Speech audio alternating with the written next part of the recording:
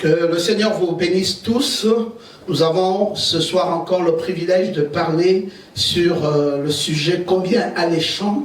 Nous sommes en train de développer sur les 87 révélations de la dîme. Alors veuillez s'il vous plaît vous mettre debout, comme ça nous allons lire ensemble la parole. Malachie chapitre 3 du verset 8 au verset 12. Un homme trompe-t-il Dieu? Car vous me trompez et vous dites, en quoi t'avons-nous trompé? Dans les dîmes et les offrandes. Vous êtes frappés par la malédiction. Et vous me trompez, la nation tout entière, apportez à la maison du trésor toutes les dîmes, afin qu'il y ait de la nourriture dans ma maison. Mettez-moi de la sorte à l'épreuve, dit l'Éternel des armées, et vous verrez si je n'ouvre pas pour vous les écluses des cieux, et si je ne répands pas sur vous la bénédiction en abondance. Pour vous, je menacerai celui qui dévore, et il ne vous détruira pas les fruits de la terre. La vigne ne sera pas stérile dans vos campagnes, dit l'Éternel des armées, et toutes les nations vous diront heureux, car vous serez un pays de délices, dit l'Éternel des armées. Puisse le nom de notre Seigneur être béni au travers de cet enseignement et puisse cela atteindre les cœurs de ce pourquoi Dieu aurait voulu que cet enseignement soit bénéfique et que l'épouse à travers le monde soit bénie par ces enseignements dans le parfait nom de Jésus notre Sauveur. Amen. Que le Seigneur vous bénisse tous. Nous voulons comprendre aujourd'hui quelque chose de très très significatif et vous emmener à faire la différence entre les vainqueurs et les perdants. Vous savez que la différence qu'il y a entre les vainqueurs et les perdants se trouve dans la volonté de passer à l'action en premier. Je vais écrire cela. Il y a toujours une différence entre ceux-là qu'on appelle les vainqueurs et ce qu'on appelle, vous voyez, il y a une différence, et les perdants. Et les perdants, et la différence se situe à quel niveau? La différence se trouve dans la volonté de passer à l'action en premier. Donc, il faut savoir passer à l'action en premier. Passer à l'action en premier. Alors, donc, vous allez remarquer que les vainqueurs, et ils savent passer à l'action, mais les perdants ne savent pas toujours la nécessité de passer à l'action. Ils traînent, et ils traînent véritablement le pas. C'est d'ailleurs la raison pour laquelle ils sont toujours considérés dans le groupe des perdants. Mais vous, comme je puis le savoir, vous n'êtes pas des perdants, vous êtes bien plutôt des vainqueurs. Vainqueurs que vous êtes tenus à payer votre dîme. Vous savez combien c'est si nécessaire, combien c'est tellement si important d'apprendre à payer sa dîme. Et nous venons de le lire. Vous êtes frappés de malédiction. Malédiction vous amène à devenir perdant. Vous êtes frappés de malédiction parce que vous m'avez trompé. Alors que si vous aviez payé votre dîme, vous serez un vainqueur, parce qu'en étant un vainqueur, Dieu répand sur vous la bénédiction et il en répand en abondance. Et là, l'Éternel se prononce lui-même sur la question de la dîme et il dit chaque fois, les nations vous diront heureux, vous serez un pays de délices, et il dit, ainsi dit l'Éternel des armées. Et donc il est important de le savoir, il est important que de savoir payer sa dîme, il est important que de se plier aux exigences de Dieu. Et là, vous savez, nous avons déjà parlé de la première, deuxième, troisième et quatrième révélation, et nous y sommes arrivés jusqu'à la 20e révélation, et aujourd'hui, j'aimerais continuer sur la 21e révélation au sujet de la dîme. Alors cette fois-ci, cette révélation, c'est la dîme éternelle de Dieu qui ne sera jamais remplaçable par une loterie. Donc la 21e révélation, c'est la dîme éternelle de Dieu qui ne sera pas remplaçable par une loterie.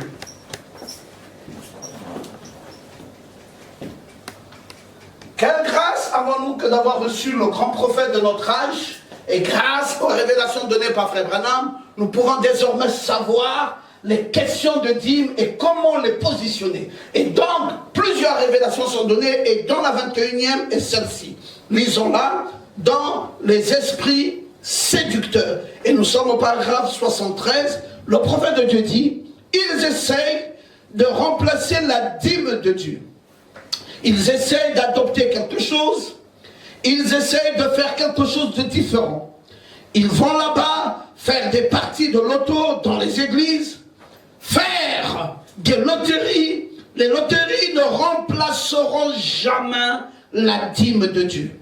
Les soupers, la vente de couvertures, les pique-niques, pour se procurer de l'argent, pour s'acquitter de différentes dettes, ces choses ne remplaceront jamais la dîme et l'offrande éternelle de Dieu. Jamais.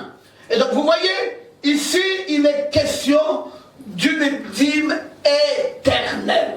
Donc la dîme n'est pas simplement une chose qui se fait de façon saisonnière ou une chose qui se fera de façon circonstancielle, mais la dîme, elle est donnée de façon éternelle. Dès lors que vous êtes engagé à payer votre dîme, ça vous suivra jusqu'à dans l'éternité. C'est une bénédiction immense qui ne s'arrêtera pas en cours de chemin, mais qui vous amènera bien évidemment jusqu'à dans l'éternité. Et le prophète de Dieu dit, c'est irremplaçable.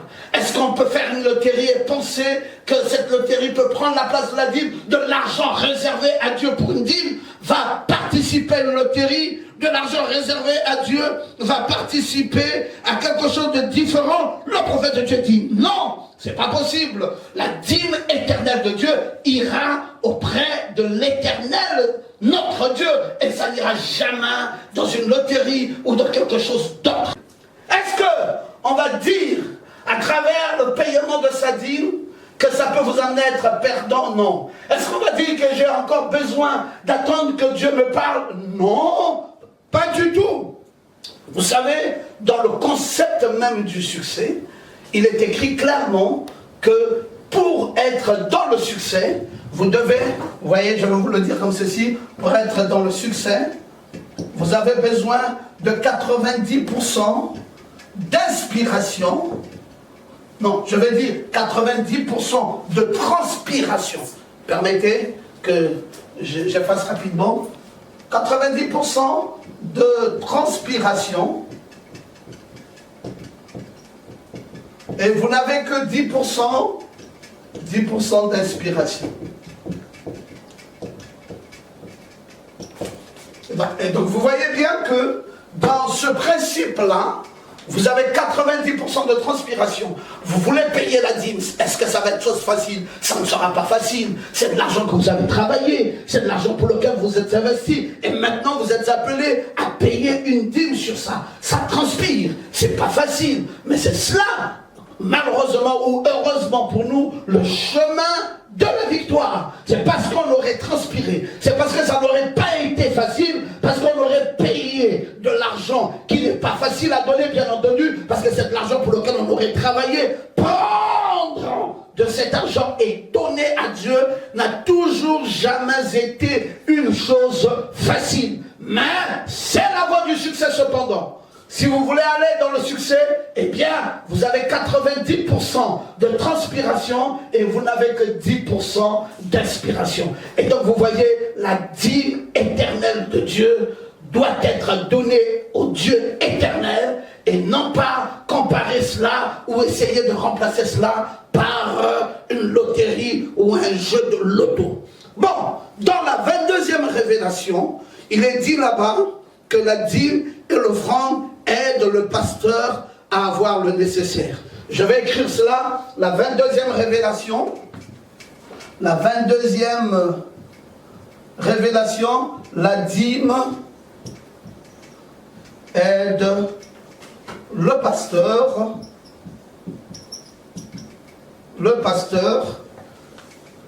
Je vais rester dans les termes du prophète pour parler aussi un peu de l'offrande, parce qu'il a dit et l'offrande.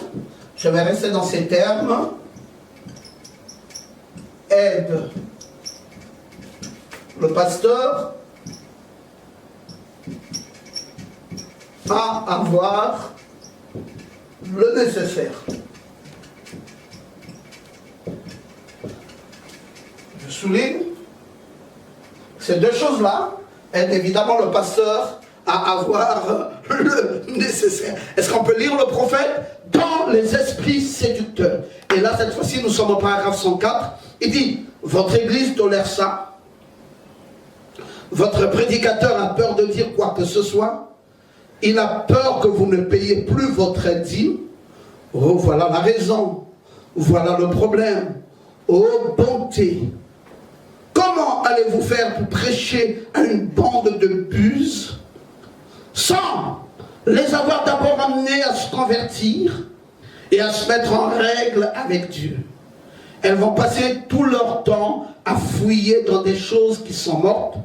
Ce dont vous avez besoin, c'est d'une vidange et qu'un réveil à l'ancienne mode parcourt le pays de l'Est à l'Ouest pour amener les hommes et les femmes à se mettre en règle avec Dieu. Laissez tomber les choses du monde, donnez une bonne santé, je pouvais travailler. Pourquoi donc ne pas travailler et être un pasteur? C'est une question qui se pose. Eh bien, ce n'est pas un modèle pour chaque pasteur, parce qu'un ministre de l'évangile ne peut pas sortir, aller travailler, prier, puis revenir dans son église. Il reçoit la visite de ses membres et tout, et les petites dîmes et autres venant des membres, ainsi que leurs offrandes, ça va certainement l'aider à avoir le nécessaire. Et je pense que l'ouvrier mérite son salaire, mais dans mon cas, je travaillais au service de l'environnement, je travaillais au service public. Et donc vous comprenez que le prophète est clair sur la question, il dit, pourquoi donc ne pas travailler et être pasteur? Il dit, mais bien entendu, les dîmes et les offrandes vont certainement être données pour aider le pasteur à avoir le nécessaire. Alors, vous savez que être pasteur est une vocation céleste.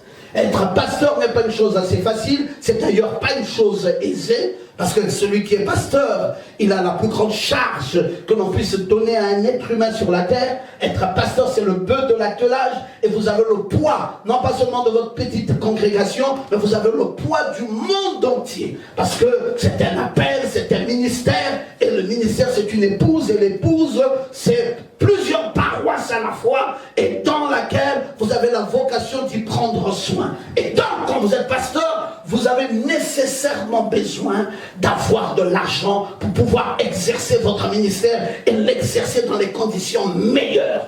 Et c'est de l'argent qu'apportent les membres qui vous aident à avoir le nécessaire. Et donc cet argent qui vous est donné dans la dîme, c'est votre argent à vous, pasteur. Vous n'avez pas à vous faire des soucis ni des combats d'esprit là-dessus. Il arrive que des pasteurs travaillent avec des prédicateurs. Eh bien, c'est au pasteur de savoir donner à ses prédicateurs ce qu'il voudra. Mais il n'est jamais dit que la dîme éternelle de Dieu qui est donnée au pasteur de l'assemblée locale et en même temps une dîme qui est donnée à tous ces prédicateurs. Non, on ne trouvera pas une pareille écriture. Le prophète de Dieu dit, c'est pour que le pasteur ait le nécessaire. Et le pasteur a des collaborateurs, parce qu'une église n'aura qu'une seule tête. Vous savez, il n'y a jamais plusieurs têtes pour une église. C'est un corps local, avec une seule tête, et cette seule tête s'appelle le pasteur. Et c'est lui dont le prophète dit être le mari de l'église.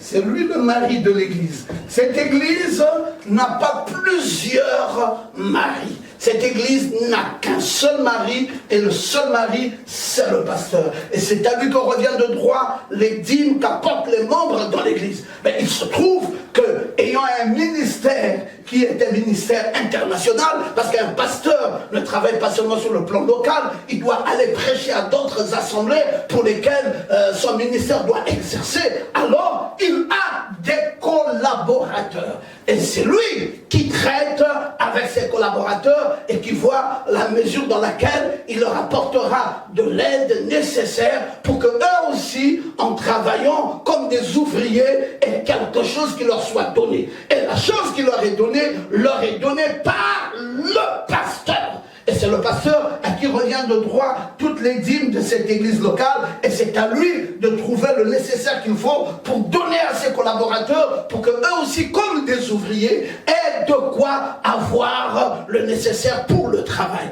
Et donc vous comprenez bien que la question de la dîme est aussi importante. Et vous devez le faire, vous devez le planifier, vous devez savoir donner cela, parce que c'est la clé.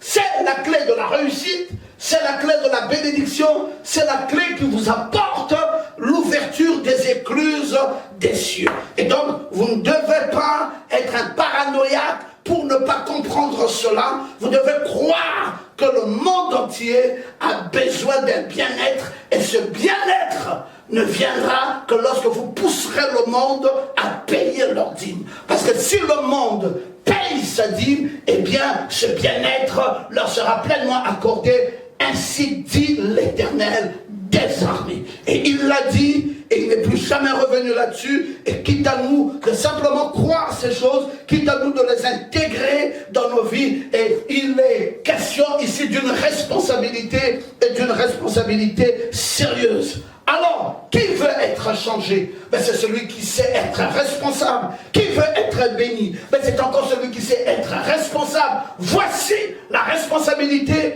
à laquelle vous et moi avions été appelés. Nous devons, en devenant responsables, nous avons la possibilité de changer nos habitudes. Plutôt que de prendre de l'argent appartenant à l'Éternel pour utiliser cela à d'autres fins, prenons de notre propre argent et faisons de notre argent ce que nous voulons. Mais l'argent de Dieu, l'argent réservé à l'Éternel, aille dans les caisses de l'Éternel. L'Éternel reçoit cela parce que cette dîme n'est pas donnée à une tierce personne. Cette dîme est donnée à Dieu, et c'est Dieu qui rétrocède la dîme à son serviteur le pasteur, qui lui également, dans ce qu'il reçoit, redonne aussi à ses collaborateurs dans le cas où il en a, et ainsi de suite. Le travail se fait paisiblement et tranquillement. Et donc vous voyez, c'est cela le travail du royaume des cieux. Et maintenant, dans la 23e révélation, vous allez voir que le prophète va nous dire que la dîme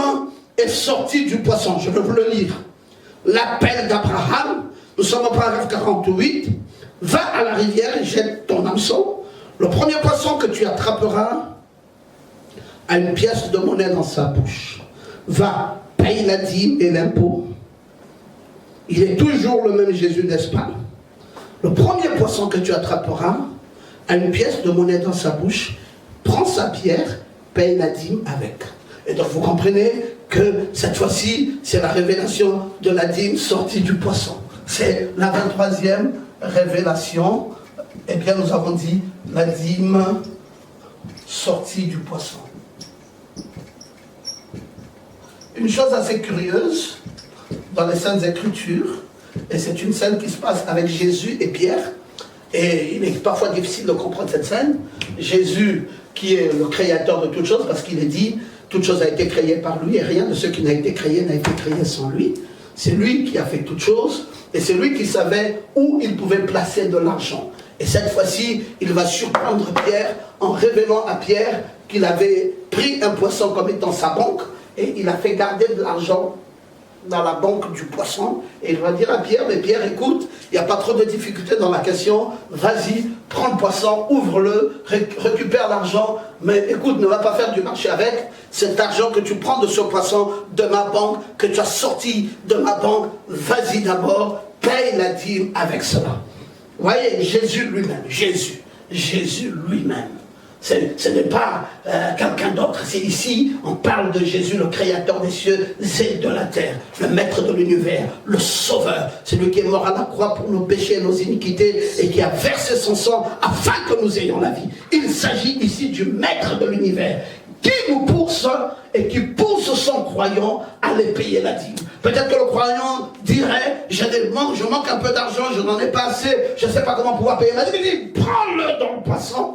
c'est une banque, et récupère de cet argent, vas-y, paye la dîme avec. Et vous savez que si vous lisez simplement les Écritures, vous connaîtrez la scène, vous saurez que Jésus avait bien sorti de l'argent du poisson, mais vous ne sauriez pas quelle avait été l'utilité de cet argent. Peut-être que vous saurez que c'était pour payer des impôts, mais le prophète William Branham va nous dire, parce que lui il va dans les détails, c'est un prophète, il voyage dans l'espace et dans le temps, il est allé jusqu'à voir quelle avait été l'utilisation de cet argent. Est-ce que cet argent avait été utilisé à bon escient? Et ça, le prophète William Branham qui va nous dire que cet argent a servi également, en dépit du fait qu'il fallait utiliser cela pour les impôts, mais que cet argent a également été utilisé pour le paiement de la dîme. Et voilà, encore une autre des révélations au sujet de la dîme. J'aime cela, les amis, parce que je crois de tout mon cœur que pour faire quelque chose de magnifique, il doit falloir suivre les instructions de Dieu. Oui, quand vous triomphez d'un mal-être, vous trouverez que c'est la chose qui ne vous est jamais arrivée. Il y a un mal-être qui est là, mais il faut dépasser cela. Il y a des besoins dans la maison du Seigneur. On ne sait pas, Pierre est bouleversé. Il se dit, mais qu'est-ce qu'il faille que nous fassions devant ce mal-être? Jésus dit, même si vous pensez que vous n'avez pas d'argent, l'or et l'argent m'appartiennent. Moi, je sais comment pouvoir de l'argent pour vous, afin de vous amener à être à jour avec ma parole. Et il a dit à Pierre, prends cet argent, vas-y, paye la dîme, et tu seras correct avec moi. Et gloire à Dieu que la chose ait été faite ainsi. Dans la 24e révélation, c'est la dîme qui est donnée pour améliorer le royaume de Dieu. La dîme pour améliorer le royaume de Dieu. 24e révélation. La dîme pour améliorer le royaume de Dieu.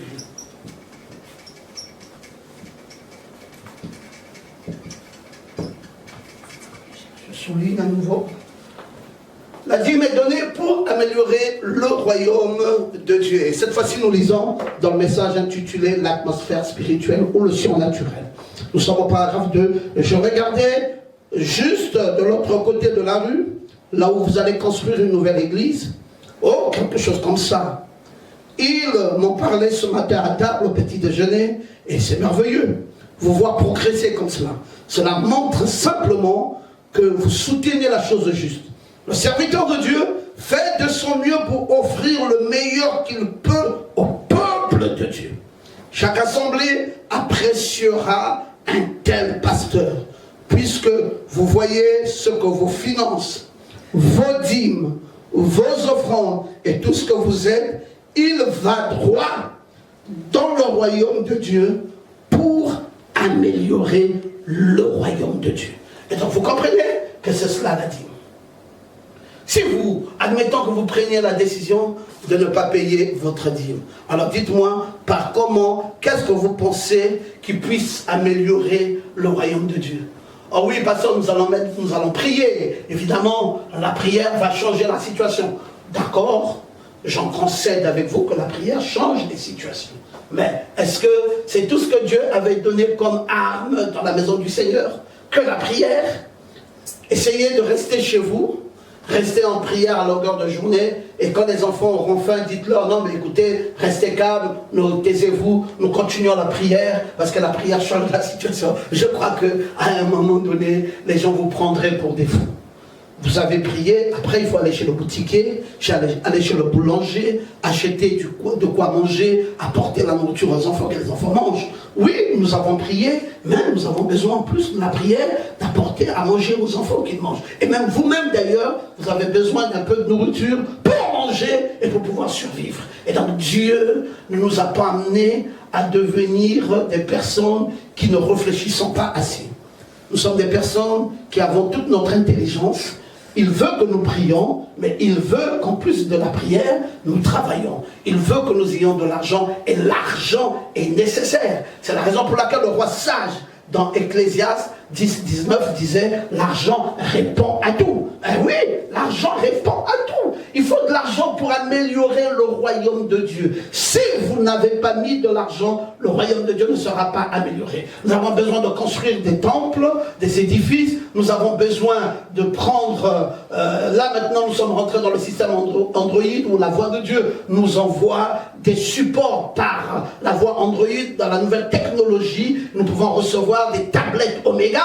Mais ces tablettes Omega, il faut de l'argent pour pouvoir s'en procurer et pour pouvoir même vous les envoyer et même les dédouaner en plus. Et donc vous voyez, l'homme de Dieu a besoin de la dîme pour contribuer dans le cadre de l'amélioration du royaume, et vous-même, votre dîme accompagne l'homme de Dieu dans le travail aussi merveilleux qu'il puisse faire pour l'amélioration de ce royaume.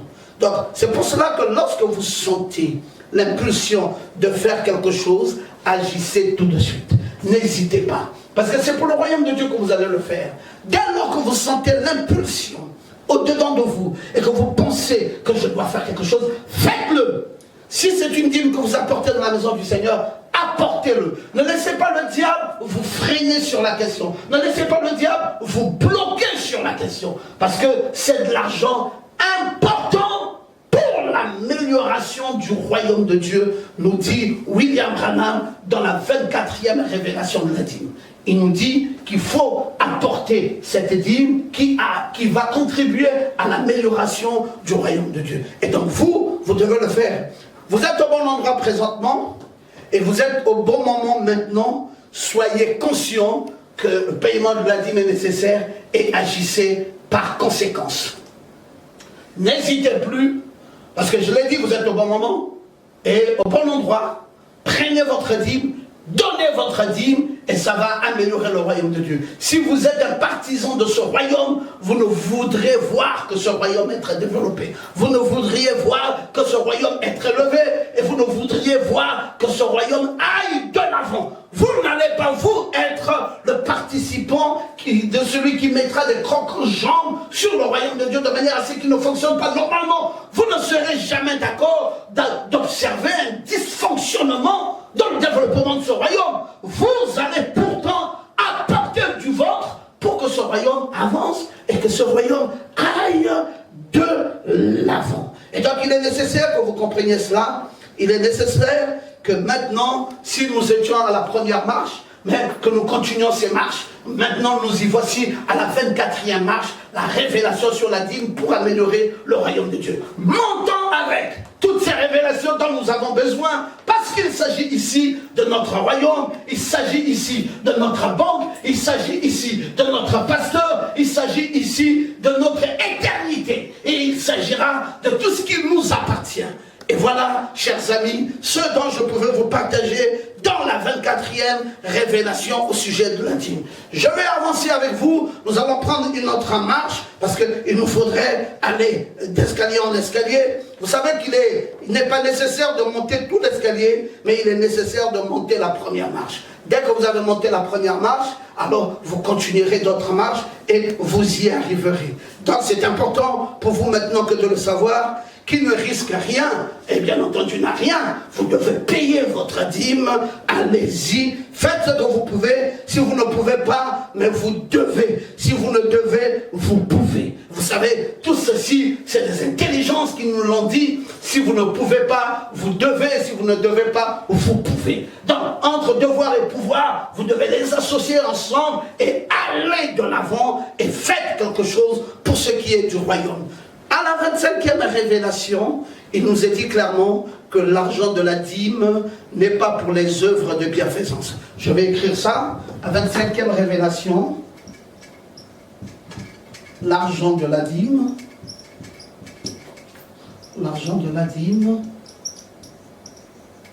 n'est pas pour les bienfaisances.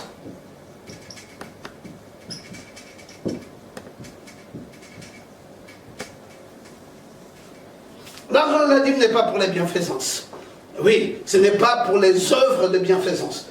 On va rester dans le contexte même du message, n'est pas pour les œuvres de bienfaisance. Je vais ajouter tout de même les œuvres ici, pour que nous soyons le plus conformes possible au prophète, pour les œuvres de bienfaisance.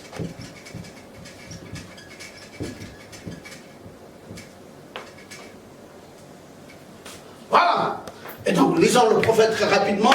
Dans le message, l'écriture sur la muraille. Et nous sommes au paragraphe 118. Le prophète de Dieu dit, le missionnaire avait la collecte de l'autel et la compagnie de bière avait la sienne. L'argent de la dîme qui aurait dû aller à Dieu, c'est exactement la vérité. C'est tout à fait la vérité. Nous avons absolument fait dans à la mauvaise chose. Nous avons tout mis dans ces soi-disant organisations, dans les œuvres de bienfaisance, dans des choses comme cela, alors que nous n'aurions pas dû faire comme cela. L'argent de la dîme qui aurait dû aller à Dieu, nous les avons envoyés dans le mauvais sens, et le prophète de Dieu dit, dans les œuvres de bienfaisance, choses que nous n'aurions pas pu faire. Vous voyez, et il dit, pour que les hommes se déplacent dans des grosses Cadillacs vertes, dans des grosses bagues, au doigt, des cigares, etc., etc.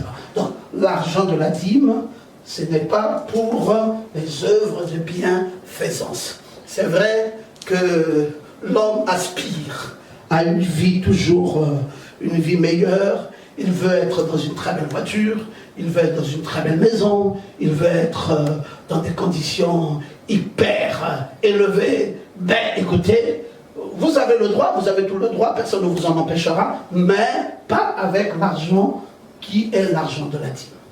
Ah ça c'est à retenir, c'est très important de savoir que vous pouvez utiliser votre argent à vous pour faire ce dont vous avez besoin, mais l'argent de la dîme, ça ne vous appartient pas pour commencer, c'est de l'argent qui appartient à Dieu. Vous devez prendre cet argent et donner cet argent à Dieu.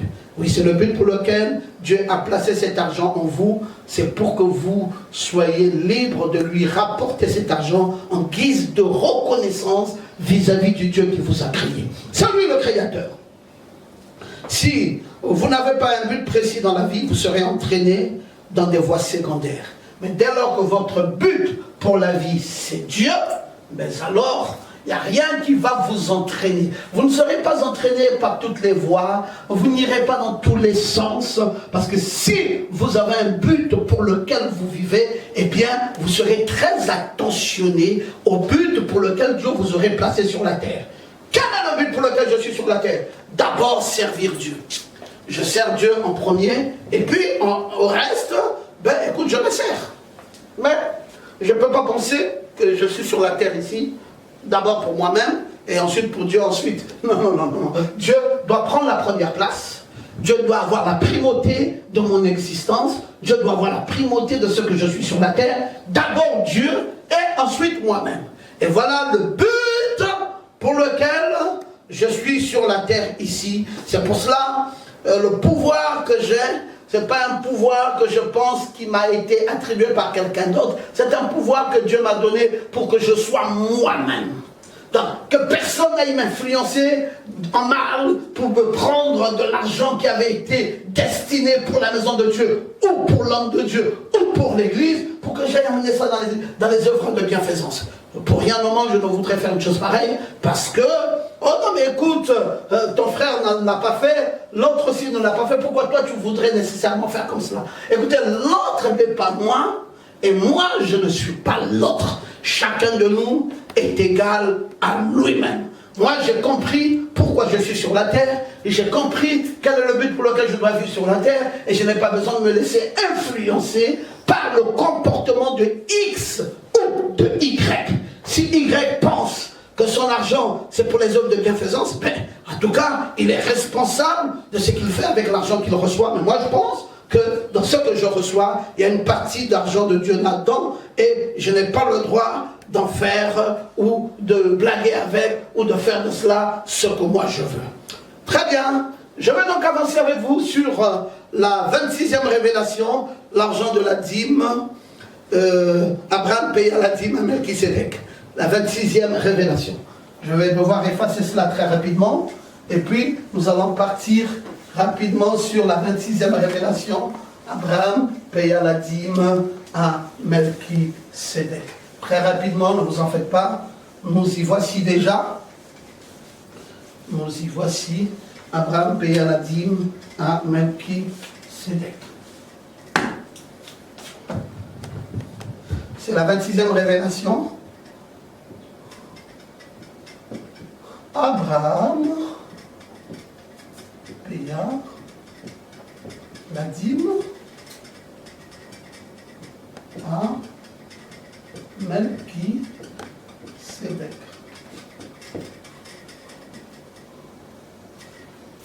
Voilà Abraham, celui qui a eu la qualification d'être appelé le père de la foi. Voilà ce qui lui a valu une telle qualification, un tel ordre, une telle élévation. C'est parce que ce monsieur avait compris.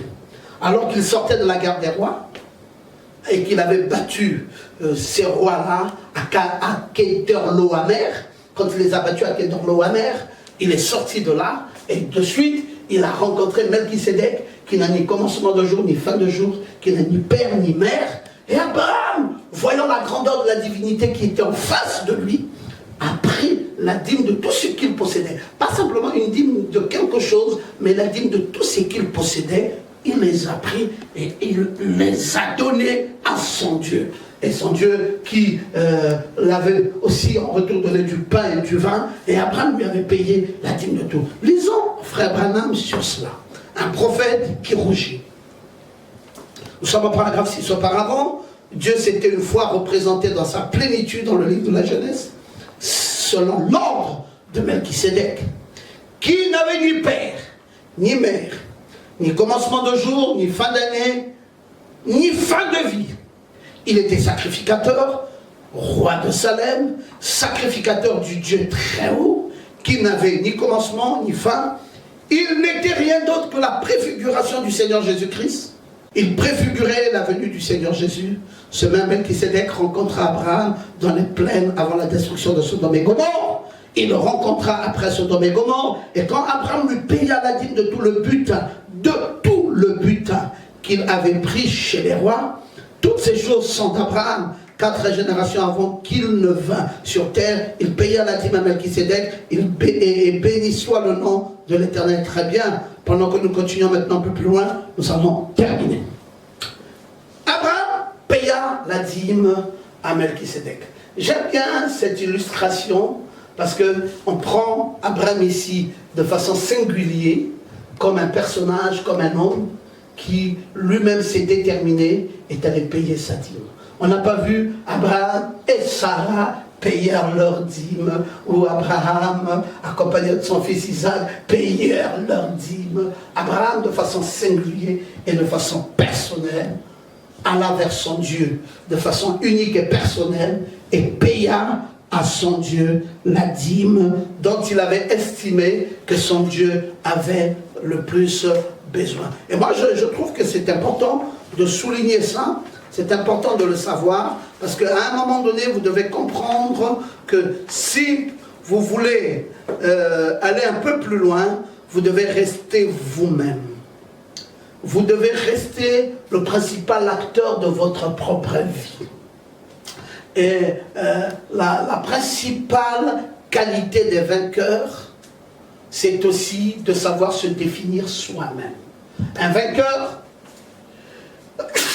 n'est pas celui qui se laissera influencer par un monde extérieur. N'allez pas vous laisser influencer par le monde extérieur, soyez vous-même. Dans votre persévérance, dans votre détermination, dans l'abnégation des choses que vous faites, soyez vous-même. Sachez qu'il s'agit de vous. Il s'agit de vous en tant qu'individu. Il s'agit de vous en tant qu'homme.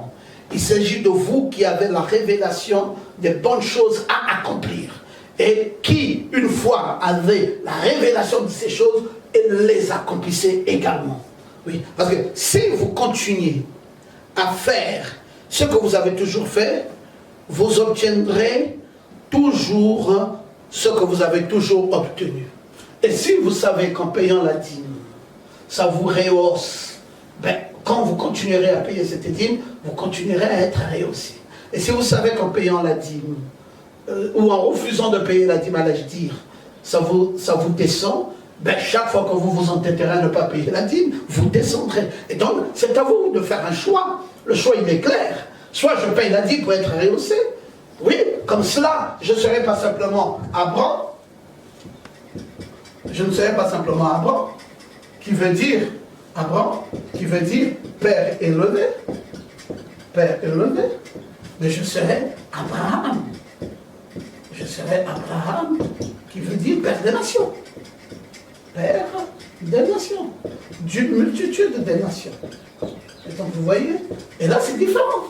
Et là, je serai Abraham avec cette lettre. Tout comme William, tout comme Branham aussi, avec cette lettre. Et donc vous comprenez.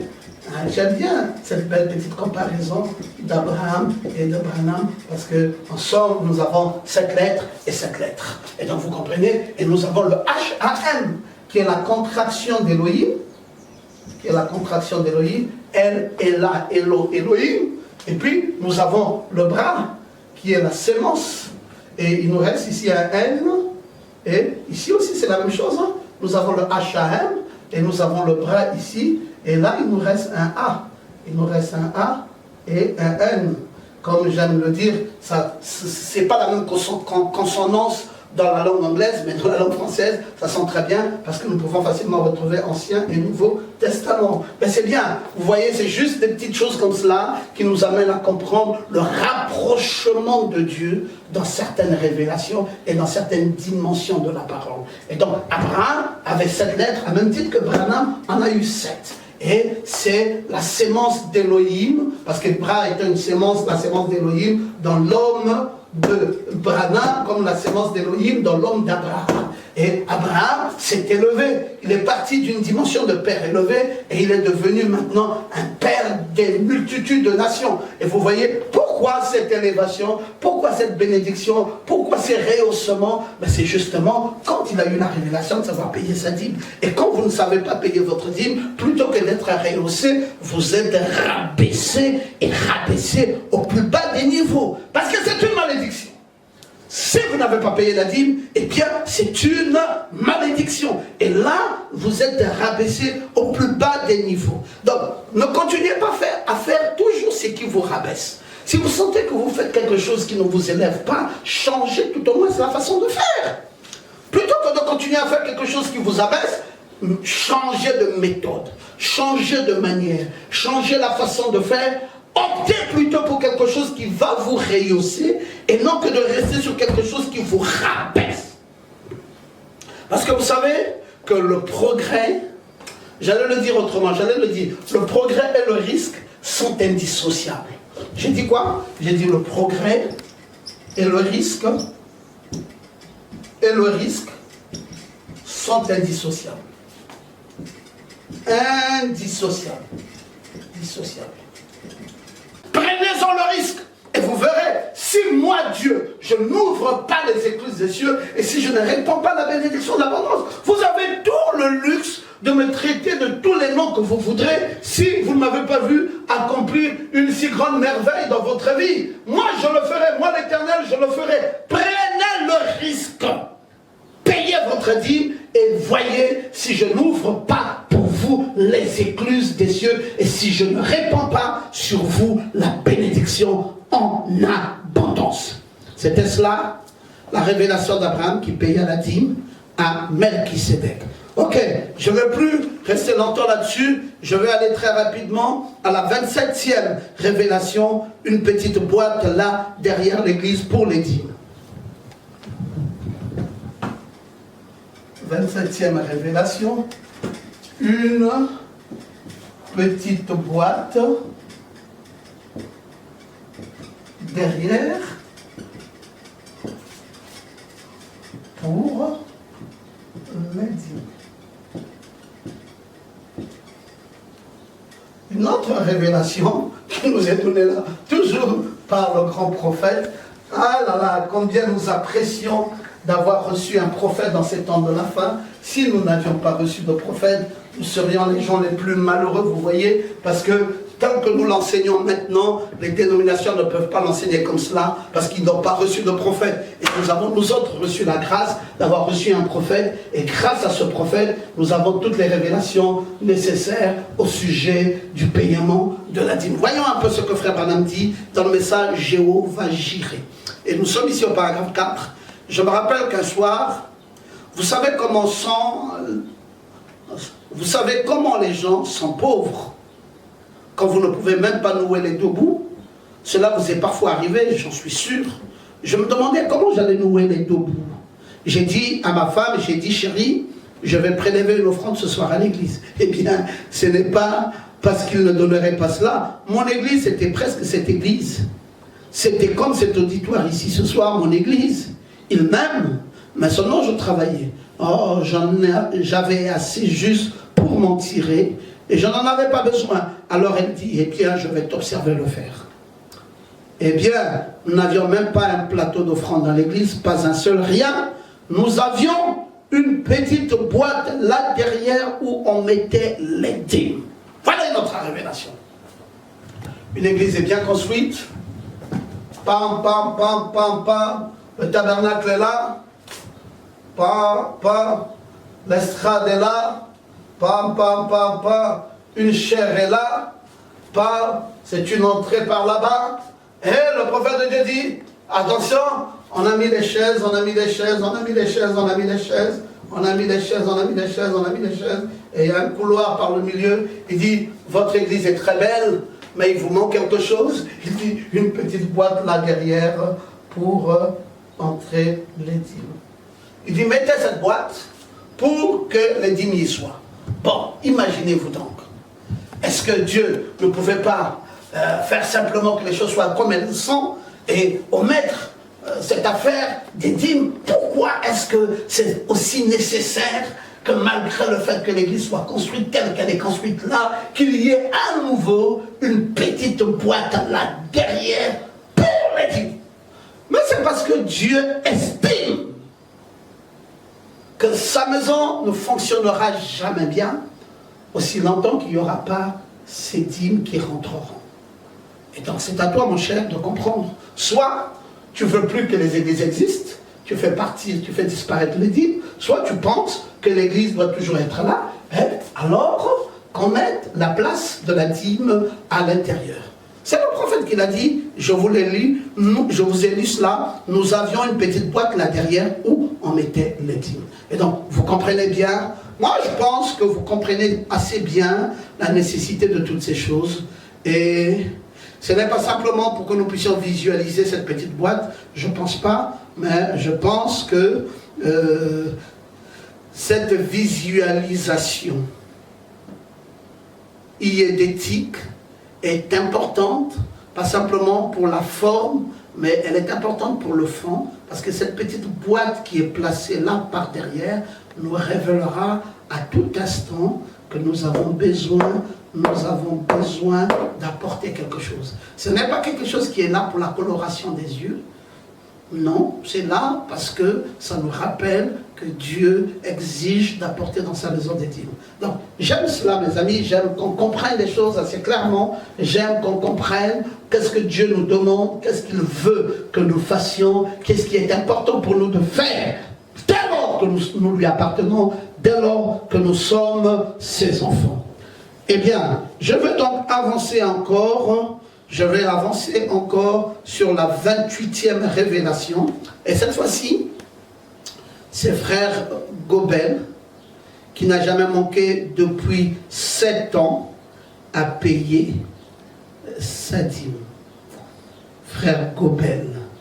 Oui, frère Branham va parler de frère Gobel qui, depuis les 7 dernières années, a envoyé sa dîme pour supporter le programme missionnaire. Frère Gobel n'a jamais manqué depuis 17 ans à payer sa dîme. Nous sommes à la 28e révélation. Frère Gobel n'a pas manqué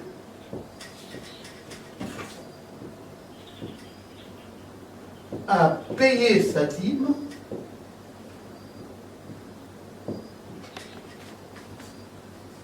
pendant ces 7 dernières années.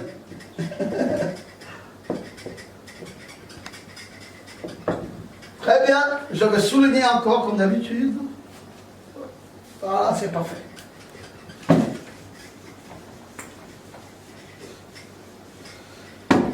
L'évangile est merveilleux parce que c'est merveilleux dans sa totalité. Il s'agit ici maintenant de Gobel. Qu'est-ce qu'il a à voir avec ça? Nous avons des personnages comme Abraham, nous reconnaissons. Nous avons des personnages comme Isaac, nous reconnaissons. Mais vous êtes dans le plein évangile, Dr. Goma, et vous nous parlez de Gobel. Qu'est-ce qu'il a y à voir? Tout ce que le message nous enseignait, c'est la parole de Dieu. On n'a jamais pensé que du fait que Gobel ne soit pas inscrit dans les Saintes Écritures, que Gobel ne fasse pas partie de l'Évangile. Dès lors qu'il est dans le message, ça veut dire qu'il est dans l'Évangile. Parce que ce message que nous avons en main n'est rien d'autre que l'Évangile. Si vous voulez, c'est l'Évangile dans sa continuité. Si vous voulez, c'est l'Évangile dans sa plénitude. Ou si vous voulez, c'est l'Évangile dans son ouverture absolue. Parce que vous aurez la Sainte Bible, c'est vrai, vous l'aurez, ça sera simplement une Bible fermée. Vous aurez une Bible comme ça, elle sera fermée, mais dès lors que vous aurez le message à l'intérieur, alors le message rendra cette Bible entièrement ouverte. Et donc, vous comprenez que nos amis pentecôtistes ont une Bible fermée, et nous, dans le message, nous avons une Bible ouverte. Et voilà toute la différence entre les pentecôtistes et nous. Et là, nous lisons entre les lignes, et en lisant entre les lignes de cet évangile, nous trouvons Gobel. Mais eux, s'ils lisent le même évangile, ils ne vont pas trouver Gobel. Ils vont dire, mais attendez, vous avez dit qu'il y avait une 28e révélation de la dîme, et vous avez cité Gobel. Où l'avez-vous trouvé? Vous pouvez nous le montrer? Nous allons vous le montrer clairement, sauf que nous allons vous le montrer dans le message, qui est la même Bible, mais dans son état ouvert, et dans son état révélé. Voilà comment nous croyons nous autres le message. Donc, frère Gobel a bel et bien payé sa dîme, et nous allons le lire. Nous le lisons dans Hébreux chapitre 7, première partie, et nous sommes au paragraphe 121.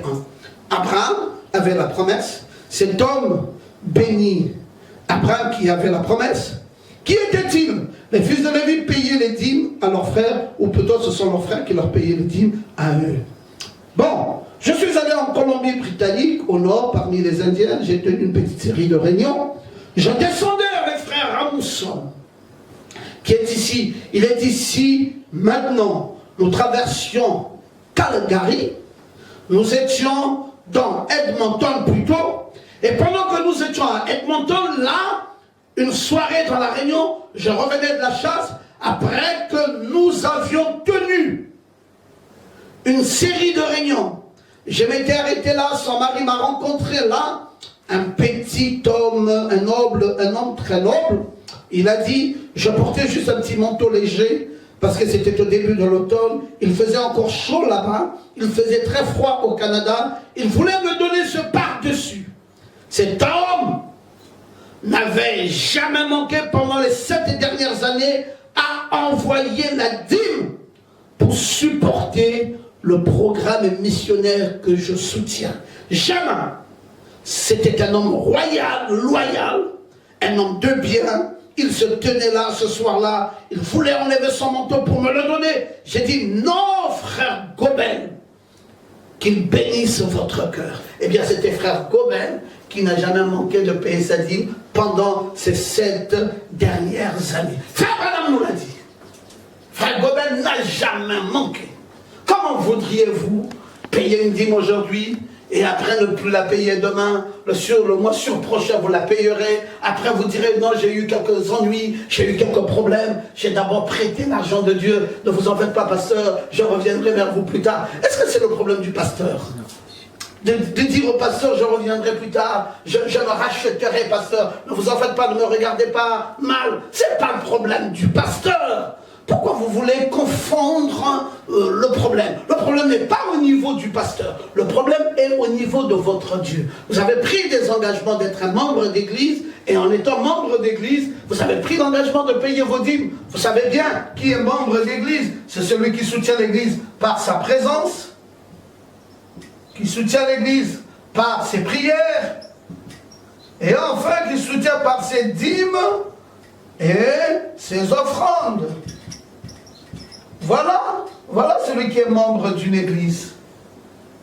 Et donc, quand vous avez banni le paiement des dîmes, vous n'êtes plus membre d'une église. Et quand vous n'êtes plus membre d'une église, vous êtes qui? Vous êtes rétrograde. Rétrograde. Ah, c'est dur à dire, mais c'est cela la vérité. Vous savez que Frère Branham nous dit dans Pourquoi la petite Bethléem, que quand Naomi, cette dame Naomi, est sortie de Bethléem pour aller dans les pays de Moabit, chez les Moabites, alors qu'elle devait être à Bethléem, la maison du Père de Dieu, elle a quitté Bethléem pour aller chez les Moabites. Elle avait fait quoi? Cette descente-là s'appelait la rétrogradation. Elle avait rétrogradé. Et il fallait repartir dans la maison de Dieu, à Bethléem. La maison, Beth ici veut dire maison, et un ici veut dire le pain, et Bethléem, et l'étymologie, c'est la maison du pain de Dieu. Et donc, parce qu'elle veut dire Dieu. Beth, maison, M, maison, et elle veut dire Dieu, et ensemble fait la maison du pain de Dieu. Et donc, vous comprenez bien que quand elle a quitté la maison de Dieu pour aller chez les Moabites, elle avait rétrogradé. Et Frère Branham dit, chaque fois que vous sortez de la maison de Dieu, vous avez rétrogradé. Et chaque fois que vous revenez dans la maison de Dieu, vous n'êtes plus rétrograde. Mais la condition d'être dans la maison du Seigneur, ce n'est pas d'être un figurant, d'être un membre dans la maison du Seigneur. Et puis être un membre, présence, prière, dîme, offrande. Voilà, vous connaissez ces choses. Je viens de vous les enseigner, et donc vous comprenez que vous ne faites pas plaisir ici à quelqu'un, vous vous faites plaisir à vous-même, c'est vous-même qui êtes chrétien, c'est vous-même qui êtes membre de l'église, c'est vous-même qui avez pris la forte décision d'appartenir à ce Dieu, et par conséquent, c'est encore vous qui décidez de marcher promptement dans la voie qui convient à des vrais enfants de Dieu d'y marcher. Oui, si vous voulez travailler pour la maison du Seigneur, vous devez aussi en même temps vous investir. Et il faut s'investir dans beaucoup d'efforts. Oui, vous ne devez pas vous révolter pour dire non, bon, écoutez, la maison du Seigneur a trop de problèmes, moi je n'en veux plus. Non, une maison de Dieu, dès lors que j'y suis, j'y suis.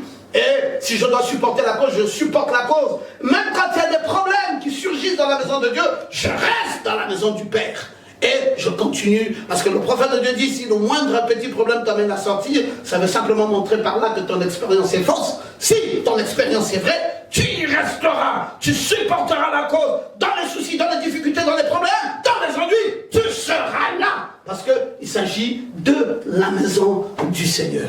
Merci, chers amis, vous comprenez bien. Je suis simplement en train de faire mon devoir de serviteur de Dieu, mon devoir d'enseignant de la parole, en train de vous enseigner sur les règles fondamentales de la parole de Dieu. Et j'étais là en train de partager la 28e révélation. Et je vais alors vous donner très rapidement la 29e révélation, la dîme qui est différente de la destinée éternelle.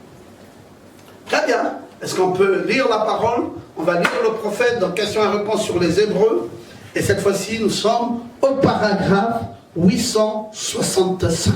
Questions et réponses sur les Hébreux, 3e partie, paragraphe 865. Vous pourriez être très religieux ce soir, vous pourriez être presbytérien, méthodiste, pentecôtiste, nazaréen, pèlerin de la sainteté. Vous pourriez être très religieux, aller à l'église et témoigner. Vous pourriez chanter, crier, louer le Seigneur. Vous pourriez apporter vos dîmes à l'église. Vous pourriez bien traiter votre voisin. Cela n'a rien à voir avec votre destinée éternelle.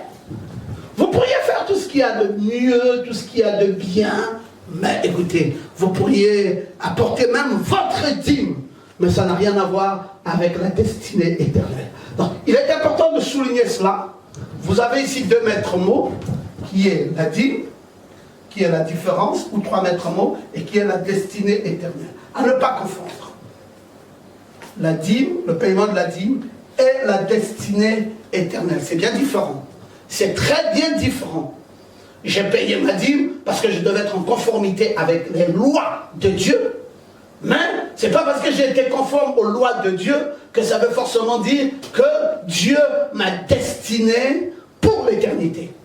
Ah non, quand on parle de la destinée éternelle, on n'est pas très loin de ce que l'on appelle la prédestination.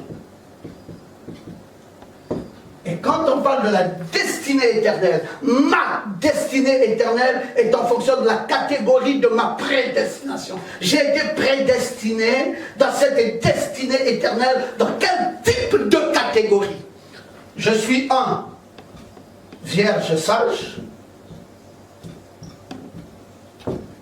Je suis 2 vierge folle. Je suis 3 un bon ou un juste. Je suis 4 un méchant ou un mauvais. Un mauvais. Je suis 5. Suivant très bien. Un juste, un bon, un mauvais. Et je suis 5 à ramassis. Je suis 6, un martyr juif, et je suis enfin 7, les 144 000. 44 000, qui sont en vérité les Benjamites. Les Benjamites. 244 000. Voilà les 7 catégories des gens que nous avons sur la planète Terre. Et donc, ma destinée éternelle en tant que vierge sage m'amène à croire au prophète.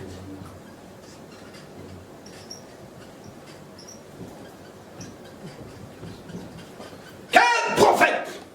Je vais ajouter de mon temps. De mon temps. Très important de le savoir. Nous avons entendu le cri de minuit résonner, toutes les vierges se réveillèrent, y compris les vierges folles. Mais, à un moment donné, elles n'avaient pas la réserve d'huile dans leur lampe, parce qu'elles n'avaient pas la révélation, telle que nous la donnons maintenant. Leurs lampes ont fini par s'éteindre, et nous qui avons la révélation, sommes restés dans la lumière. Et à un moment donné, elles sont venues vers nous pour nous dire, mais écoutez, s'il vous plaît, donnez-moi un peu de votre huile. Nous avons dit non, c'est pas possible, ça ne se donne pas aussi facilement comme ça. Allez-y chez ceux qui en vendent. Puisque vous pensez que le royaume de Dieu est gratuit, allez-y chez ceux qui en vendent. Achetez pour vous-même. Et quand elles partirent, malheureusement, la porte se referma par derrière. La Vierge folle. Et il y avait les bons qui étaient là, et les bons ou les justes. C'est à l'instar de Nicodème, qui avait aidé Jésus. C'était le type de Nicodème. Les méchants, eh bien, c'est le type de Pharaon. Dans les noms ne sont écrits nulle part. C'est des incrédules. Ils ne croiront jamais la parole. Peu importe la façon dont vous voudrez leur apporter la parole, ils n'y croiront jamais. Et vous avez les ramassis. Ce dans les noms avait été écrit dans le livre de vie, et effacé. Ne pas confondre le livre de vie et le livre de vie de l'agneau. Parce que dans le livre de vie de l'agneau, votre nom ne sera jamais effacé. C'est à l'instar de Judas Iscariote. Et puis, vous avez les martyrs juifs, je mets cela au pluriel. Et puis, vous avez les 144 000. Voilà la destinée éternelle de tout un chacun d'entre nous. Et nous, notre destinée éternelle en tant qu'épouse, c'est de bénéficier la grâce de l'enlèvement. Parce que les 7 tonnerres sont venus rassembler l'épouse, donnant ainsi à cette épouse la grâce pour l'enlèvement. Et donc nous avons bénéficié de la grâce de l'enlèvement en tant que vierge sage. Est-ce que nous bénéficions de la grâce de l'enlèvement parce que nous avons payé la dîme? Non. Non. nous bénéficions de la grâce d'enlèvement parce que nous avons été prédestinés avant la fondation du monde. Donc, nous n'avons pas surdoyé Dieu. Nous n'avons pas donné à Dieu de l'argent pour bénéficier d'une vie éternelle. Il ne faut pas confondre ça. Nous avons payé la dîme parce que c'était une recommandation de l'Éternel pour l'ouverture des écluses des cieux et la bénédiction en abondance. Et nous les avons reçus, cette bénédiction, parce que nous avons payé la dîme. Et ceux qui ont refusé de payer leur dîme ont reçu en contrepartie la malédiction, mais cependant, les questions de la vie éternelle sont des questions réglementées par prédestination. Et là encore, une fois de plus, la dénomination ne serait jamais emmenée jusque-là parce qu'elle aura du mal à croire ça. Elle sera simplement pressurisée, tel un faucon qui voudrait aller à la dimension d'un aigle, pressurisé. Et voilà donc ce qui est de la 29e révélation au sujet du paiement de la dîme. Rentrons enfin dans la 30e révélation, qui est bien entendu la révélation de la veuve, donner tout ce qu'elle avait pour vivre. La dîme de la veuve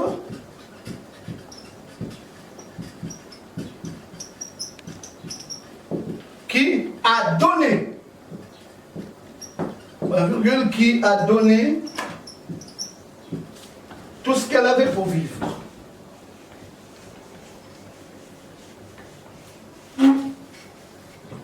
Qui a donné tout ce qu'elle avait,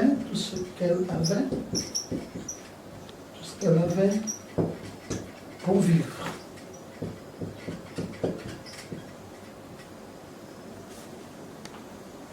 Voici enfin la 30e révélation au sujet de la dîme. C'est cette fois-ci la dîme de la veuve qui a donné tout ce qu'elle avait pour vivre. Vous savez, cet événement, nous lisons le prophète là-dessus dans le message. Puis Jésus vint. Frère Branham nous dit, j'ai peut-être vu l'homme, nous sommes en paragraphe 8, j'ai peut-être vu l'homme compter la collecte. Il est possible que vous n'ayez eu que quelques pièces d'1 centime à mettre dans la collecte. Mais Jésus a vu cela.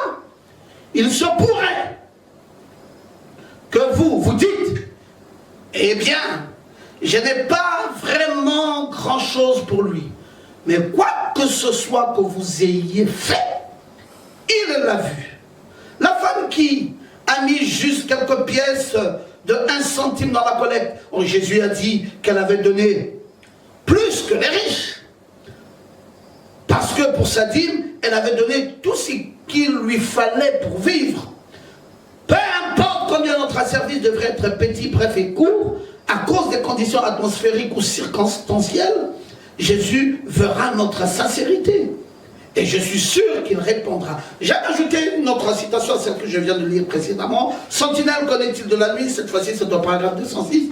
Et quelque chose me vint à l'esprit un jour. Jésus se tenait là, observant les riches en train de donner l'offrande avec le superflu de leur argent. Oui, le terme que Frère Branham utilise, c'est le superflu de leur argent. Ils en avaient beaucoup. Aussi donnaient-ils beaucoup. Et une petite veuve s'approcha avec 3 sous. C'était tout ce qu'elle avait. Et vous voyez, dans la citation précédente, le prophète dit qu'elle avait donné tout ce qu'il lui fallait pour vivre. Et donc vous voyez, et quand nous mettons les deux choses, nous comprenons l'ensemble de la pensée d'un prophète. Donc la dîme de la veuve, c'était tout ce qu'elle avait pour vivre, et elle avait effectivement donné tout cela. Elle avait donné le meilleur d'elle-même. Elle n'avait pas donné du superflu. Et pourtant, les riches pouvaient venir. Par exemple, un riche qui, disons, a 50 millions, voilà, et qui décide de donner une dîme. Il dit, bon, ben écoute, je donne 50 000.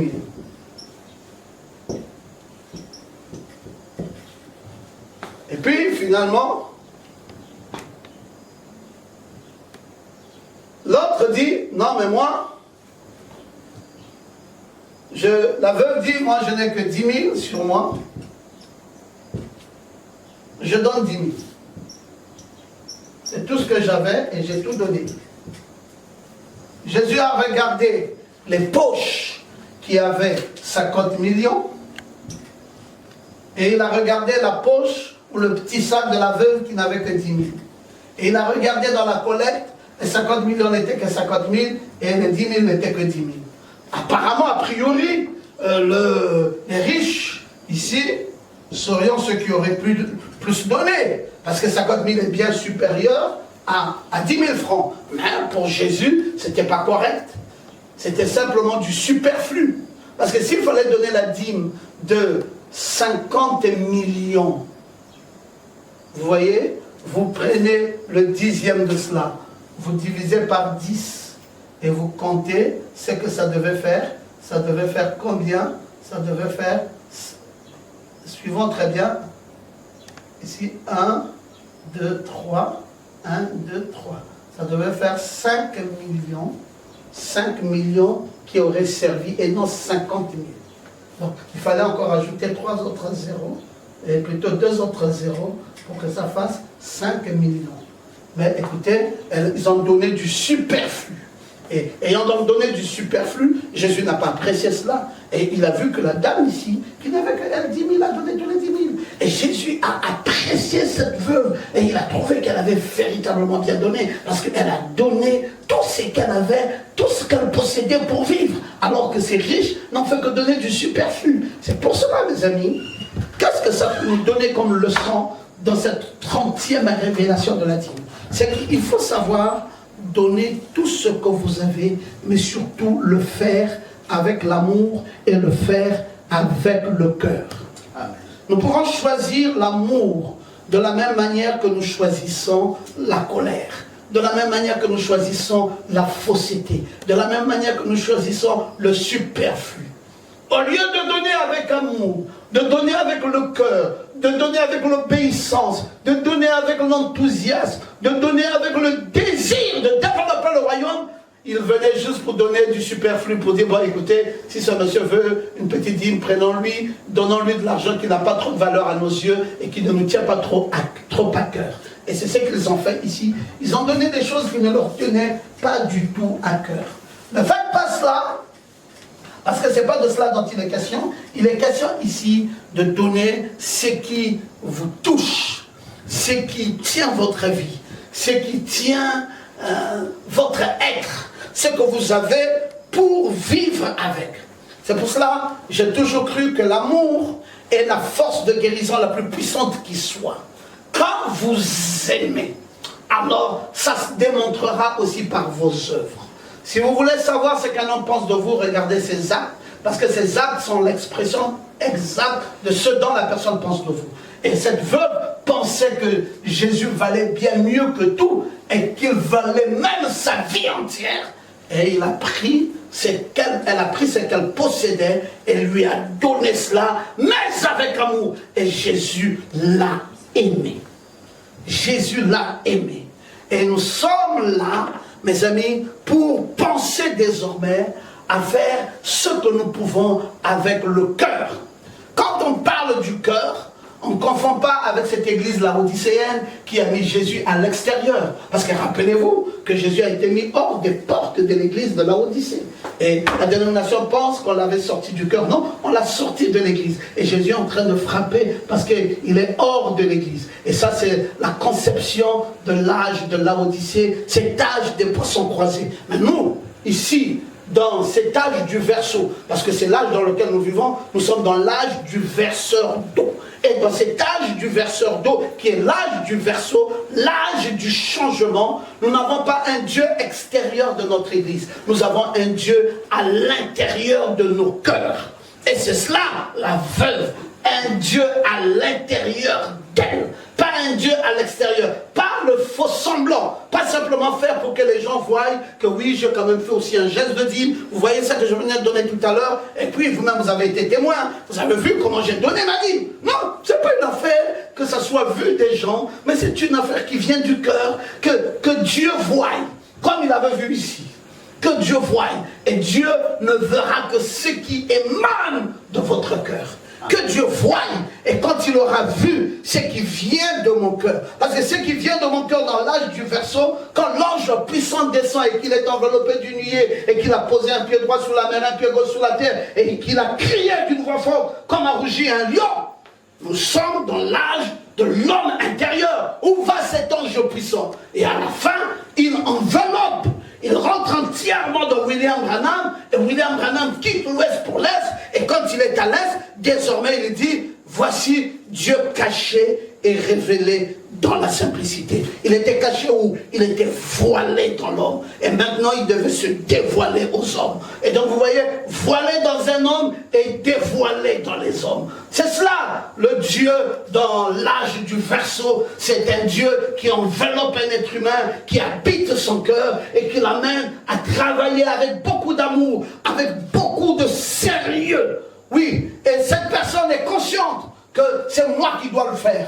C'est pas d'autres personnes. Et quand il s'agit de mon Dieu, eh bien je donne le meilleur de moi-même. Je donne tout ce que mon cœur désire. C'est pour cela nous sommes ce pouvoir que nous cherchons. Oui, notre pouvoir n'est pas à l'extérieur. Notre pouvoir est à l'intérieur de nous. Et nous représentons le pouvoir que nous cherchons. Et il faudrait que chacun d'entre nous remarque désormais que cet amour doit d'abord être l'amour de soi, qui est un plus beau cadeau que l'amour que l'on puisse offrir.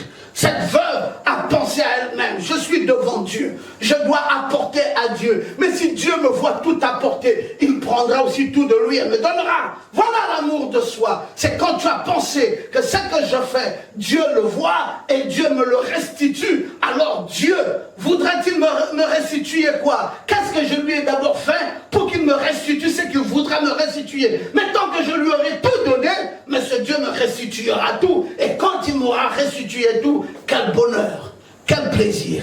Mes amis, voilà ce dont je voulais partager pour cette séance, et le reste je vous en donnerai plus tard. Veillons prier le Seigneur par rapport à cela. Divin Père Céleste, cette bande est suivie de tes enfants, suivie de tes enfants de partout. Je prie que la grâce divine demeure à jamais dans leur cœur, que la bénédiction de Dieu soit dans leur vie, et que cet enseignement traverse leur cœur, traverse leurs âmes et change entièrement la position de leur vie. Je te loue, Seigneur, d'avoir été un simple instrument dans tes mains par lequel tu serais passé pour édifier la multitude. Reçois-en la gloire, reçois l'honneur, reçois la louange pour des siècles et des siècles, dans le parfait nom de notre Seigneur Jésus-Christ.